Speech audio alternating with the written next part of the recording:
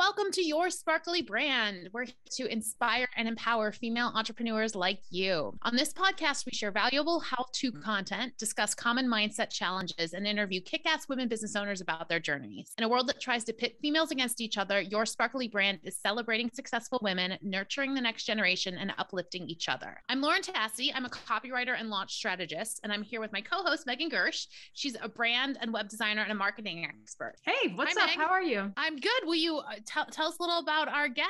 So we are so excited and pumped to have Sasha Canady on as our guest on today. Sasha is a human-first, marketing-obsessed business coach, and she helps changemakers transform their small business into life-changing brands. And she uses a strategy called Marketing Made Human. So welcome to the podcast, Sasha. Thank you guys so much for having me. I'm so excited to be here. So Sasha, before we jump into your story, we like to start out each episode sharing our sparkly moment of the week. It's like a little win, a little celebration, something, business related that made you feel sparkly. So Meg, do you want to go first? What was your sparkly moment this week? Yeah, so I have been working with a client on a website project and finally got the website to the point where I'm handing off the website to the client for feedback. So pretty excited about that.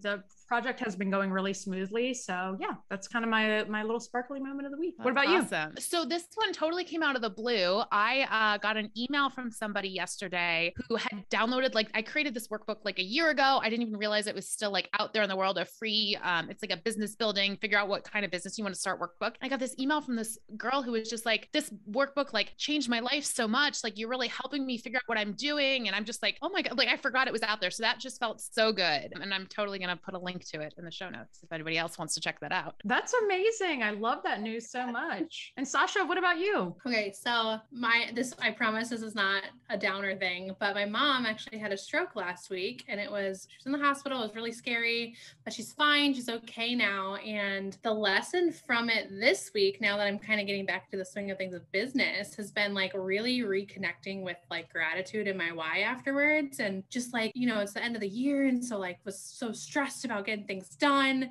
And then the moment that happened, it was none of that really mattered. None of that would ever matter. And so now coming back and especially planning for 2022 now, I'm I have this new perspective of instead of just saying go, go, go, robot Sasha, what am I going to do next? Now I'm okay, how can I bring more joy into my life? How, instead of saying how many courses am I going to launch next year, I'm how many times am I going to go visit my mom? So it's just been kind of a reset for me. And so I think sometimes the universe has a way of doing that when you need it most. So I'm feeling very sparkly about it now. Well, I'm so glad to hear that she's okay. And, that's certainly something to be grateful for, right? To kind of come back to your why and really recognize those small things in life that, you can't really put a price on. So yeah, for sure. All right, well, let's get into it. Sasha, why don't you start off by telling us a little bit about your entrepreneurial journey? How did you come to start your business? Yeah, so I was not one of those kids that came out of the womb knowing they were going to be an entrepreneur.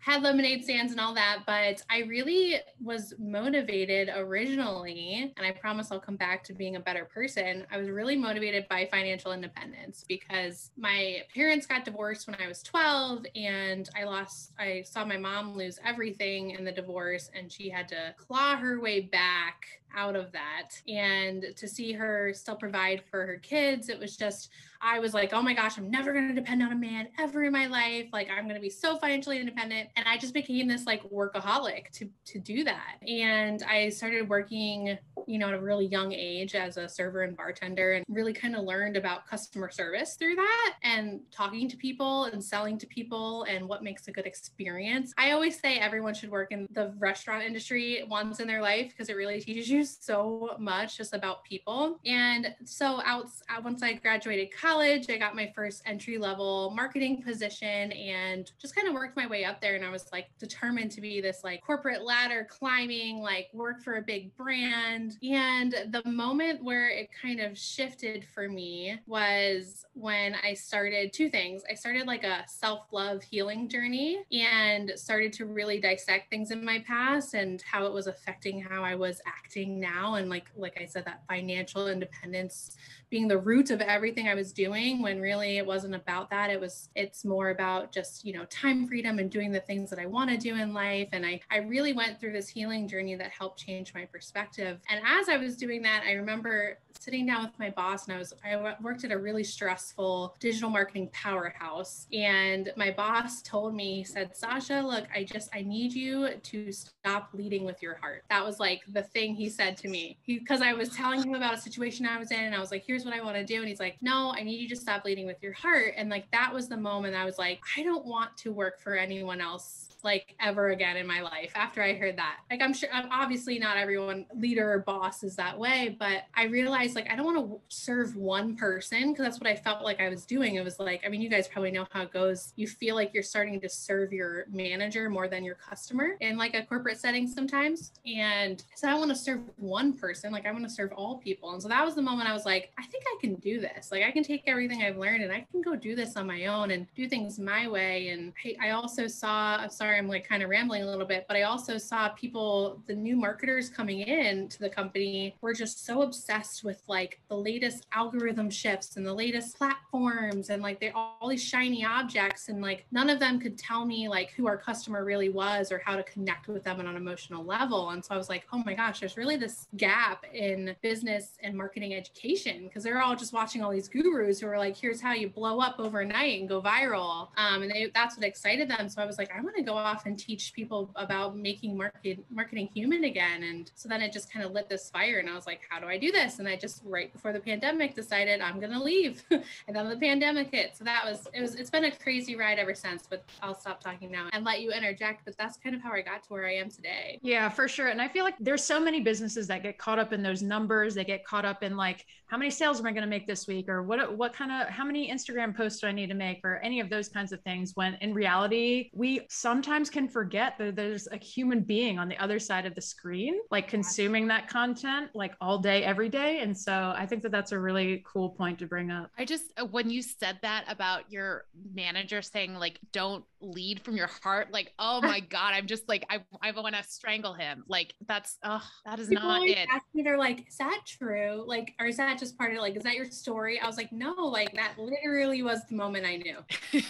Well, good for you. So tell me about your business now, since the pandemic. Like, what are you doing differently? Yeah, so I'm actually a business coach. I'm marketing obsessed though. So I'm more focused on like the marketing side than like getting your LLC and like all that stuff. I know it's important, but I'm really focused on like the marketing and the visibility and getting your brand out there side. And I mostly only work with female entrepreneurs. That was something when I started out, I was like, I really, I want to serve women. I want my content to be geared toward women. I want them to feel safe, and I want them to know that they have someone on their side who understands things that they've been through. And there's so many things that are I just want to work with women. So I focus mostly with women, and I help them, whether it's starting a business, scaling their business, wherever they're kind of at. I take a very personalized approach with each client. And then I have a couple like, digital products and templates and things like that to help them along their way as well. Yeah, I can actually attest to working with Sasha. We worked together on a product together. So highly recommend if anyone is looking for some guidance on, launching your next product, or, working with someone to get that going. If you need somebody to push you, Sasha is a great person to consult. Thank you, Megan. I appreciate that. You were a blast to work with. So I know like a big thing for you has been talking about how entrepreneurs can become change makers. So what does that exactly look like? And how can anyone that's listening to this podcast start to make that shift and like step into that power? Yeah, it's a great question. I feel like my biggest thing when it comes to like, what is a change maker? What does that mean? It's like really challenging the status quo. It's doing things your way and having a brand that stands for something bigger than just making money or just the normal X, Y, and Z. It's about, helping people change their lives. Like, how are you changing people's lives? Whether that's through your art, or it's through your marketing service, or it's through a makeup product that you sell. Like, how are you changing their life and really creating a brand that connects with their customers on a more human emotional level and really leaves an impact on their life. Like, I guess the question I always like to ask people is, when you're not in the room, like, what do you want someone to tell their best friend about you when they're like drinking wine at night? Like, how do you want them to talk about your brand? And so I'm really kind of focused on like, how are you making someone's life better? And I think that there's a couple components that go into that, of like how an entrepreneur is like, how do I step into my own power? And that's one, the first step I think is self-discovery. Like, you really need to understand who you are, why you're doing what you're doing, and like where you want to go, and really healing anything. Like, I talk about like self-love and healing journey a lot, because I think it's like a big piece that a lot of entrepreneurs are missing. They're so focused on business, they don't realize how much, if they focus on growing internally in themselves, how much it would multiply whatever they're doing in business. So I think self-discovery is first. Like, you just have to know, like, deep down, why are you doing this and why does it matter? And then the second part is strategy. Like, how are you going to use that to fuel your product strategy, your marketing strategy? Who are you serving? Understanding your customer, how is your marketing strategy going to stand out amongst the crowd? A big tip that I like to give people is like, don't look at what your competitors are doing, but use inspiration from other leaders in other industries to guide your strategy. So, like, how are these big influencers on TikTok? How are they creating these insane cult-like communities? Like, how are they so human? And how can you bring that over to your brand? Things like that. So strategy is a big part. And then the last one is how are you showing up? So it's self-discovery, strategy, and showing up. Like, and that comes down to like consistency. That comes down to, how confident you are in what you're promoting. It comes through in your mindset of how willing you are to embrace change, to go with the punches. Like, there's just so much that goes into it. I could talk for hours. I love that so much. And I think that, when you're first starting a business, when I first started my first business, I was just like, oh yeah, well, I just got to make things and then I got to sell them. And that's it. But really, it's like, when you become an entrepreneur, that is like a serious personal development journey. Like, you are going to deal with so much mindset stuff. You're going to deal with so much more than just making something and selling it. And I wish I would have had that sort of knowledge in the beginning, because as you go along, you realize it. Totally. And I think like a big part of it is finding the right community or mentor or people that you're going to surround yourself with. Because if you're trying to do it alone and you're trying to figure it out on your own, you're going to be spinning your wheels. Like, find someone who has been where you want to go or is where you want to go, and connect with them, pick their brain, or however you want to work with them on the life lessons they've learned, not just the business strategies. Like, that's huge. Yeah. And I think one other thing to add, like another layer to this, I know that you mentioned that you mostly work with women, and we talk about this a lot on the podcast, how just marketing in general feels different. I think because, like, coming from women, right? Like, just because we deal with different things, different emotions, those kinds of things. And I think, like, when we're putting together strategies, something that kind of comes up a lot is that, something that might work for a man might not work or feel natural to us as women. 100%. No, I totally agree. I think there's just like, everyone has that masculine and feminine energy. And I think it's finding the balance within yourself, but there's just something about helping lift up and empower other women to be financially secure and to have a career and a life that they own. It's just something I'm super passionate about. And I think that comes a lot down to like society norms and how, the normal household is and how that stuff goes. I think there's just a new wave of women change makers, kind of a generation of change makers coming out into the world right now. We talked about it a little bit, but in terms of humanizing your marketing,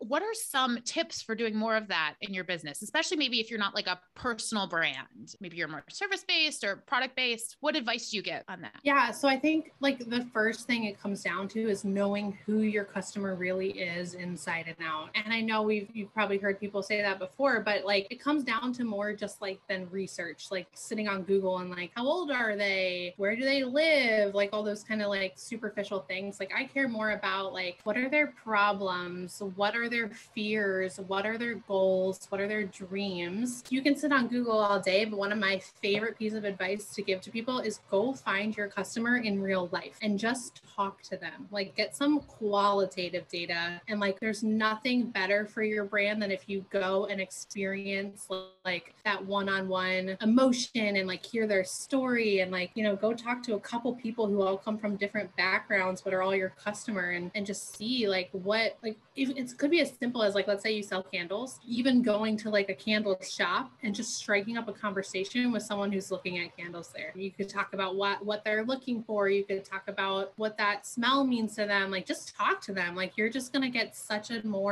better idea of who the person on the other side of the screen when you're marketing to is. And it's just going to make such a difference. So that would be the first thing. It's just like research, but like also just go talk to them, and even just brainstorming. The best is when you are your own target customer. That's when it's the easiest. I have a lot of people who are like, oh yeah, I actually am. I'm targeting who I was 5 years ago, and that's perfect. But sometimes it's really just about going through some branding exercises or target customer exercises about like, what are they doing on the weekend? Where are they spending their time? What's something that's frustrating them right now in this season of winter? Like, like really just like asking yourself those questions. And then the biggest thing, especially when you're dealing with assumptions that you're making, is testing and learning if those assumptions are correct. So going and creating content based off of those insights that you found, and like, how did that perform? Well, this one didn't. No one resonated with that idea, but they did with this one. So let me kind of narrow in there. What else can I learn there? And I think that that's a big thing, is being really open, especially in the beginning when you're growing your business and learning, is testing and learning different things to see, like, I don't know what it is, but every time I talk about this, it blows up. Like there's some sort of human truth or insight there that you need to dig at a little bit. Those would be the biggest things for people who are really just looking to like get started, or how can I just change my mindset around this a little bit? Yeah, I feel like the main thing that I've gotten from you around this is like really tapping into like listening to like what is working and what isn't. I think it would be rare to find entrepreneurs that say like, oh, my business is like the same, the day that I started as it is, 5 years from then. So really taking note of those things that pop out as like, these are successes, or these are things that didn't work out like as well, or I like tried this thing and it, maybe it didn't work this time, but it worked when I did this instead. So, taking note of all of those little shifts, I think is a super good tip. Yeah, I totally agree. So I know that you have created some awesome time-saving and sanity-saving tools. You want to tell us about maybe some of your own, as well as like maybe other tools that you recommend to entrepreneurs? Yeah. So the tool that I created, it's a content strategy and calendar planning tool. And basically what I did is I couldn't find anything for that combined content strategy and content planning into one tool. It was kind of like all the softwares and Planoly and Later, they were all just about like planning and scheduling your content, and not about really diving into the strategy of, what are our pillars and what are some ideas we can talk about under that? Who is our customer? And so I kind of created this Google Sheets template that on the first tab is all about building out your content strategy. So everything I just mentioned, your content strategy statement, your mission, your core values, all these things are going to help you have a more well-rounded, captivating, and relatable brand versus just, oh yeah, I'm going to share some tips on this today. But then it also combines like annual planning and monthly calendar tabs for each month. So you can take that strategy and those ideas and turn them into an actual plan for your business. So that's my tool, and it's what I use with all my clients. And it's funny because the reason it actually came to be a product of mine was someone on TikTok just asked me like, how do you plan your content? And so I made a video about this doc that I use, and literally thousands of comments were like, where can I buy this? And I was like, oh, here we go. Like I'll make it for you. And so I spent the next literally 48 hours of my life making it something that I would actually want to sell and present to people, because of course it was just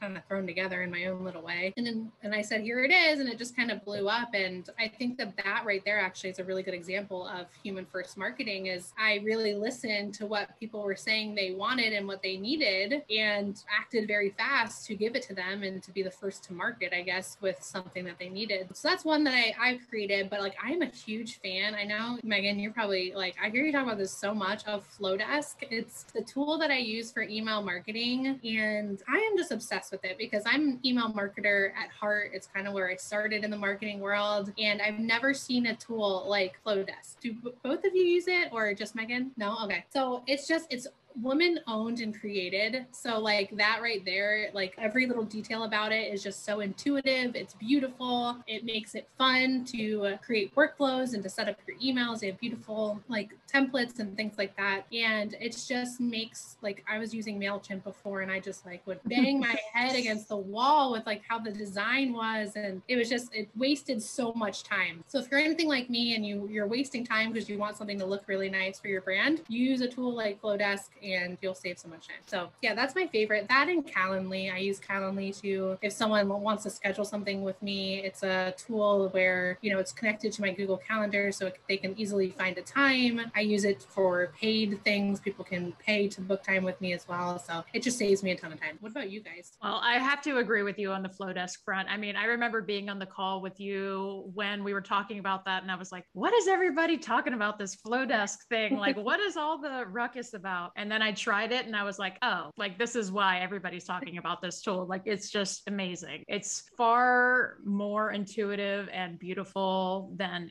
any other email marketing tool on the market right now. So I definitely agree with you on that one. Calendly, also another amazing time-saving tool. I'm also really loving Descript. Basically, it is like a computer app and website where you can, I use it every single time I sit down to edit this podcast. And the cool thing about it is that you can drag in the video that we'll have like from this call. You drag in the video, it transcribes the entire video, and you can edit the video almost like if you were to edit like a Word doc. So you could edit out all of the ums. It's like huge time-saving tool, but highly recommend if anybody has a podcast or thinking about starting a podcast. Descript has been a huge time saver for me. Oh my God, I just wrote that down. Like I don't want to lose that nugget. There's this, I had not considered talking about this on the podcast, but I just started using, it's more of a productivity thing. It's called Centered. And it's like, what it does is you like set up some tasks and then you start a workflow and it plays like ambient music and it gives you like the 25-minute breaks. I've only used it for like a week or two.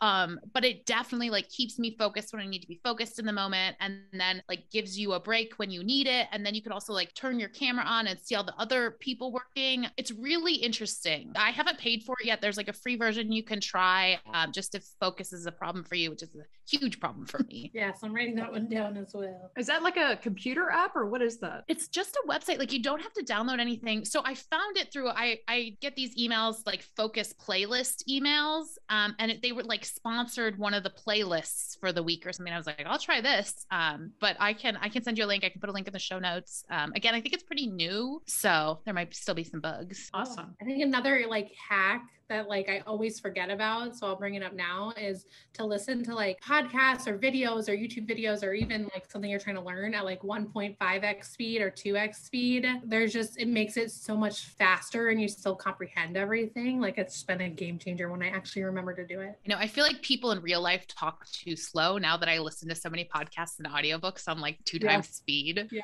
totally. So Sasha, what was like one aha moment or big turning point for you in your business? Oh, I would say I do a lot of content marketing, and I think every brand should. And so like content production and stuff. And I think the big moment that things changed for me was when I stopped thinking about, now I'm like the personal face of my brand, so this is more kind of towards people who are that as well. But when I stopped thinking about what my content was going to make people think about me and transformed it to be, what is my content going to make someone think and feel about themselves? Like, how is it going to serve them? I was just able to completely step into my own power as a content creator. And I started showing up more authentically. I showed more personality. I was more confident. Like, I just stopped caring about if it looked perfect or what I sounded like. And like, that's such a huge leap to get over. Like, it took me, I think, a year and a half on TikTok before I really got comfortable feeling that way. But I think that was the moment for me, was when I was like, this isn't about you anymore. This is about like who you're serving. And I think if you're able to make that mindset shift, it's going to be huge for you. I love that so much. And as somebody who kind of watched that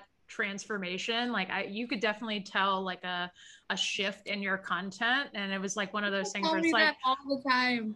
well, dude, like what happened here? Like, who is this chick? She's just like doing her thing. Like, it's amazing. I know, it's so funny. It's so people are always like, I literally got messages and comments like, what? I don't know what's going on, but keep doing it. Like I think it was about a lot of personal choices I was making as well. Like, I think the ability for that mindset shift to happen was because I was working on myself. I was getting into the gym again. So I felt better about how I was looking, or how I was feeling and just showing up. And I started to remove people from my life who were making me not so happy every day. And so when I showed up to make content, I was happier and had more energy. Like, that's something people do not think about enough, is how much energy comes into play with business and how you show up in your content. Like, people are attracted to energy. Like, that's the real thing that someone decides in the first 5 seconds if they want to stay and watch your video or not. Like, I know we talk a lot about like hooks, you need to have a good hook, but really it's also energy in the first 5 seconds. I think as soon as I started showing up that way, when I started to see the feedback and the results of how my content performed,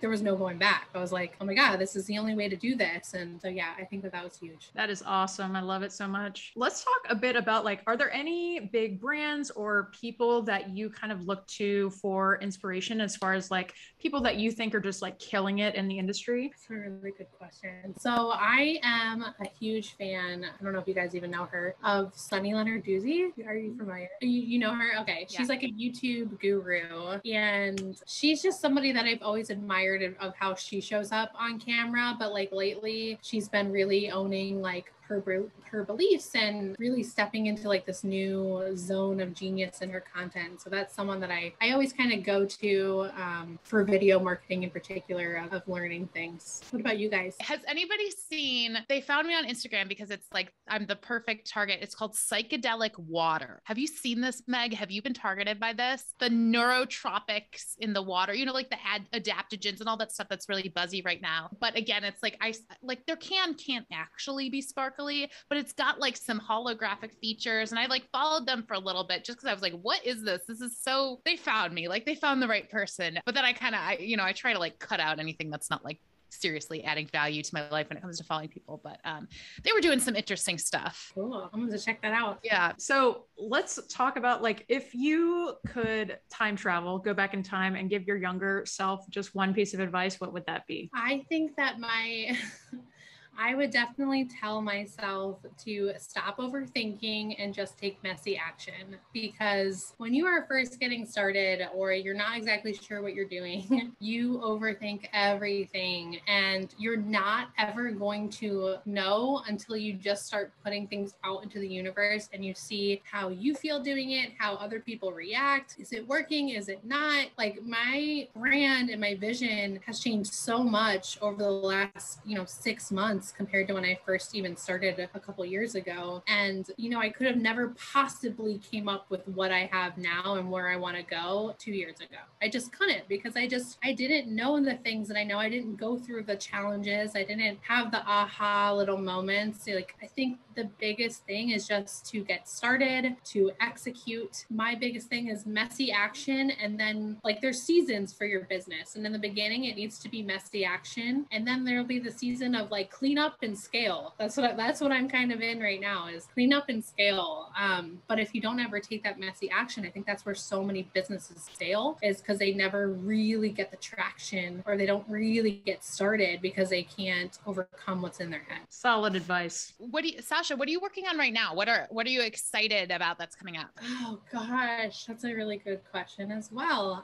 Yeah, I think like I kind of alluded to, this 2022 is kind of my year of scale. So I've tried a lot of things over the last year. I've tested and learned. I've failed forward. I've had some really good wins too. And now it's about building up a team that can support me. It's about really narrowing in on my offerings and how I want to scale them and reach more people. And so in terms of a project, I don't really have a new project coming up because I am cleaning up right now. Like that's just that is what it is. And hopefully I'll have a new announcement in a couple months here yet. But I think the biggest thing for me is just serving more people, getting in front of more people. I love it. And so where can anyone listening find you online? Yeah, so I'm mainly on TikTok and Instagram and Pinterest, and my username is BizCoachSasha across all. Actually, I think on Pinterest it's BizCoachSasha1 because, oh my gosh, Pinterest, I had like 5 accounts. Does anyone else like end up with 5 Pinterest accounts by accident over like, I don't even know. So anyways, I'm clearly not a Pinterest expert, but yeah, BizCoachSasha. You can find me on TikTok mainly if you're really looking for some really good content, but Instagram as well. Awesome. And the tool you mentioned, is that available? Can we put a link to that? The content planning and strategy? Yes, I will actually give you guys a discount link to put into the show notes. And that is something that anyone can go and take advantage of. And there's way more information about everything that it does on the page. Awesome. Well, thank you so much, Sasha, for joining us today. It has been such a fun time to have you on the podcast. Thank you so much, listeners, for listening. If you enjoyed this episode, please leave us a review and be sure to subscribe so that you never miss an episode. Until next time, stay sparkly.